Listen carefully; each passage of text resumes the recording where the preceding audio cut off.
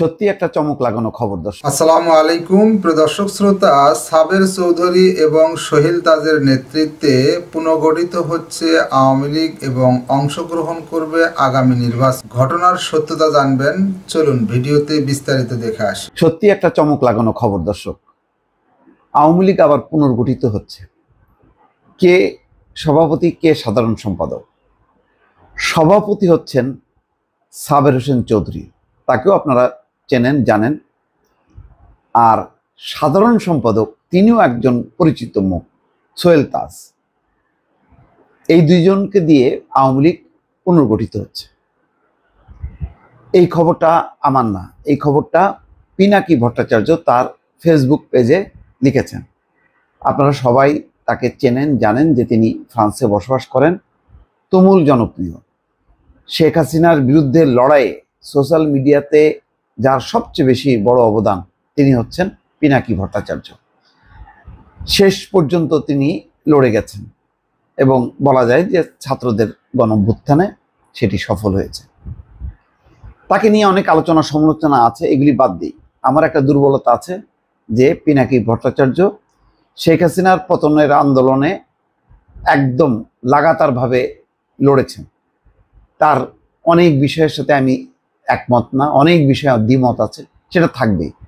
কিন্তু একটা ফ্যাসিজমের বিরুদ্ধে, বিশেষ করে শেখ হাসিনার শাসন অবসানে তার যে অবিস্মরণীয় ভূমিকা, এটা কেউ ভুলতে পারবে না এবং এটা ইতিহাস।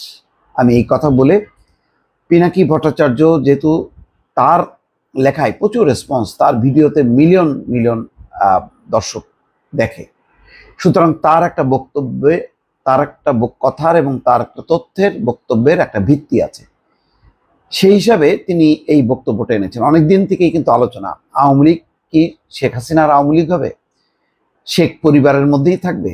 মাহমুদুর রহমান যেমন বলেছেন যে আওয়ামী লীগ যদি শেখ পরিবারের বাইরে এসে রাজনীতি করে তাহলে তাকে গ্রহণ করা যেতে পারে, যে শেখ পরিবার থেকে মুক্ত হয়ে আওয়ামী লীগ স্বাধীন রাজনীতি করছে।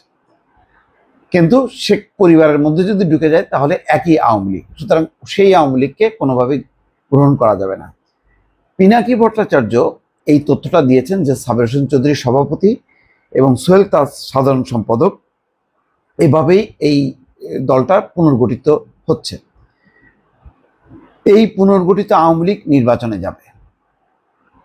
গুরুত্বপূর্ণ তথ্য, এটাই বিএনপি, ভারত এবং ওয়াকারের যৌথ সিদ্ধান্ত, অর্থাৎ ওয়াকারুজ্জামান সেনাপ্রধান।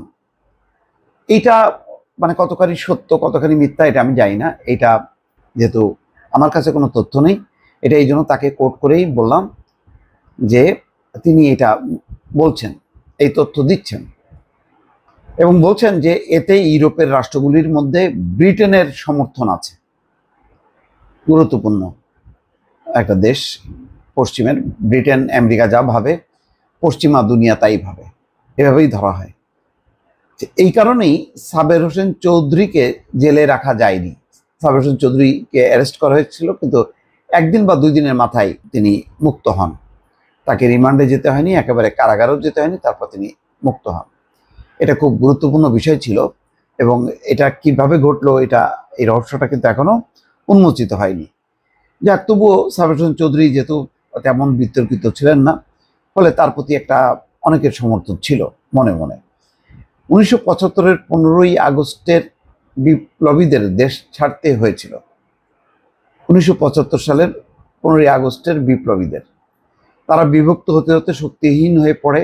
যারা 75-এর বেনিফিশিয়ারি তারা বিপ্লবীদের বাঁচায় নেয়, অর্থাৎ বিএনপিকে কোট করা হচ্ছে, আর বিপ্লবীরা মানে কর্নেল ফারুক, রশিদ, এদের কথা বলা হচ্ছে। একাংশ রাজনৈতিক দল তৈরি করলো ফ্রিডম পার্টি, আর এক অংশ খন্দকার মুশতাককে মাঝে রেখে দল গড়তে চাইলো, পারল না। মুশতাককে প্লেট চুরির মামলায় জেলে দেওয়া হলো, হাসিনা ফিরে এলো। 2024-এ আবার 1975-এর পুনরাবৃত্তি হচ্ছে, অর্থাৎ ওই ঘটনার আবার পুনরাবৃত্তি হচ্ছে অন্যভাবে। সেই একই ব্যবস্থা রেখে, একই কাঠামো অবিকৃত রেখে রাষ্ট্র চলবে, লুটপাট চলবে, ভারতের কর্তৃত্ব চলবে। 24-এর নায়করা ভুল আর বিভেদের পঙ্কিল আবর্তে ডুবে যাবে, অর্থাৎ 24-এর যেই ছাত্ররা যারা নায়ক ছিলেন বিপ্লবের, তারা ভুল আর বিভেদের পঙ্কিল আবর্তে ডুবে যাবে। এবং এরকম কিন্তু বিতর্ক কিন্তু চলছে, এটা সত্য। এখন শুরু হয়েছে একজনের বিরুদ্ধে আরেকজনকে লড়িয়ে দেওয়া, সেটাও সত্য। ছাত্রদের ক্ষমতা এখন সীমিত, ব্যাপকভাবে চলছে ছাত্রদের চরিত্র হনন। ছাত্রদের উপলব্ধি হওয়ার দরকার ছিল তারা নিজেরাই নিজেদের ভবিষ্যৎ লিখে ফেলেছিল 5 থেকে 8ই আগস্টের মধ্যে। আজকে দেখলাম নাহিদ ইসলাম বরিশালে গেল এবং খুব বিব্রতকর অবস্থার মধ্যে তার সামনেই মারপিট হলো। নাহিদ ইসলামকে ঘেরাও করে তাকে গাড়িতে তুলে দেওয়া হলো। এটা নাহিদ ইসলামের নতুন রাজনৈতিক দল একটা জেলায় গেল বরিশালে, সেখানে একটা অনুষ্ঠান করতে পারলো না ভালোভাবে। এটা নিশ্চয়ই তার জন্য বা তার দলের জন্য এটা কোনো ভালো বার্তা বয়ে আনলো না। আচ্ছা, এখানে তিনি বলছেন যে তারা যাদের উপর নির্ভর করেছিল, যাদের মিষ্টি কথাই ভুলেছিল, তারাই এখন চোখ উল্টে দিয়েছে। আরও একবার আরেক সম্ভাবনা হাতছাড়া হয়ে যাবার মুখোমুখি হয়েছে। আপনারা জানেন আমি হাল ছাড়ি না, যতদিন বেঁচে আছি বিপ্লবকে ব্যর্থ হতে দেব না, 75-এর পুনরাবৃত্তি হতে দেব না। বাংলাদেশে আওয়ামী লীগ বা ভারতীয় আধিপত্যবাদ ফিরবে না, যতই তার পেছনে ওয়াকার থাকুক, সিভিল মিলিটারি ব্যুরোক্রেসি থাকুক, প্রথম আলো, ডেইলি স্টার থাকুক, আর বিএনপি থাকুক। ইনকলাব জিন্দাবাদ। এটা পিনাকির একটা বেশ বিপ্লবী একটা স্লোগান দিয়ে শেষ করে, ইনকলাব জিন্দাবাদ। যাই হোক, আমি এই বিশ্লেষণে না যে তথ্য যেহেতু একটা নতুন, যে আওয়ামী লীগ পুনর্গঠিত হচ্ছে, নির্বাচনে যাবে, এবং পুনর্গঠিত আওয়ামী লীগের সভাপতি সাবের হোসেন চৌধুরী, সাধারণ সম্পাদক সোহেল তাজ, এই তথ্যটাই দর্শক আপনাদেরকে দিলাম।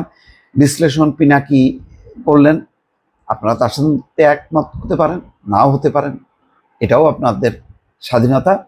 তবে আপনারা অবশ্যই এই পরিবর্তিত যে আওয়ামী লীগের চেহারা, এটা ভালো হলো নাকি খারাপ হলো, আপনারা মতামত দিতে পারেন। দর্শক ভালো থাকবেন, আল্লাহ হাফিজ। দর্শক শ্রোতা, মোস্তফা ফিরোজ ভাই যে তথ্য দিলেন, এ বিষয়ে আপনার কোনো মন্তব্য থাকলে লিখতে পারেন কমেন্ট বক্সে।